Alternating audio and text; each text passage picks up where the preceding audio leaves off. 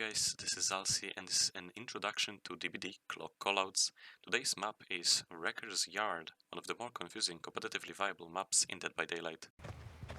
So, spawning on Wrecker's Yard can be pretty confused because it's a box map without really anything to go off of if you're looking at Hanses clock or CompDBD clock callouts. But there are two things you need to instantly look for. First, there's a big spawn on 8 here, this track, and a big spawn on 12. You see that bus. A big spawn, if you don't know, is either a truck, a crane, or a bus, some variant of a bus. And they always spawn, there's always some variant on 12 and some variant in the bottom corner. So that's one thing you can go off of. Next thing is you need to understand that you have 9 and 3. This is 9. You can see that it's very deep. And every time, usually, if you're trying to reach the death spot, you're either dying 3 or 9. Let me show you the other side. You can pretty easily recognize them, because there's some mid fillers usually next to shack. Then there's some kind of tile, usually like a double window or like a gym, mostly any tile. And then you have usually either fillers, or if your map is awful, you just don't have shit here. That's the deepest part, is 3. The last thing you need to know about this map is that this is 1, and 1 is usually open as fuck. Generally top is open, you have some tiles on like 10 mid, 11 mid. Here there's usually a tile here, some tiles, there's a tile like here or there. But you have to understand, 1 is open as fuck. Now we have a hill here, but usually there's like 2 freaking fillers, not really anything. There's usually a gen on 1. So you can strategize around it being an open fucking place, but it's open as hell. And then on 6, let me show you. There's usually a lot of stuff to look on 6. There's definitely always a filler on 5. You have some kind of tile here, some kind of fillers.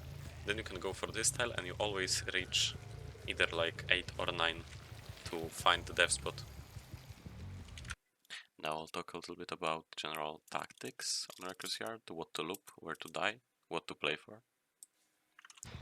An important part about playing on Wrecker's Yard is understanding death spots, because sometimes there could be a creepy gen setup when you have a gen deep 3 and a gen mid 3 and like 1, and sometimes even a gen 5.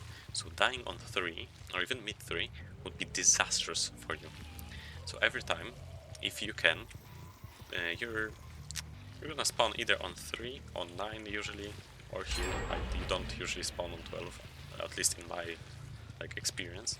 But you always try to loop some resource next to you, make shack, try to either use the window for a little bit of distance or use the shack pallet if it's a very important set and you don't want to get injured. For example, you're playing Spirit and the killer is right behind you. Just use the pallet, run to the death spot. Your IGL is gonna call either 9 or 3 usually, and try to die here. Then after dying 9, your team is probably gonna stack 3. After that you try to, you get unhooked, or if the killer comes, you get doubled from top and bottom because you're usually split. You run through 6 usually. BT lets you make it all the way to 6. Then just play this a little, play this filler, and with maybe a little bit of help, if it's like a clown or something, with maybe a hit, or if you're good, maybe you don't unzone yourself. If you have a pretty nice filler here, you can make 3, die like full corner 3, use everything here, and if the gen is popped, the killer generally doesn't have a way to camp you, and if you're second hook, they can't really proxy camp you because every gen here is popped. They have to go look around the map or the other gens. So that's how you play Wreckers.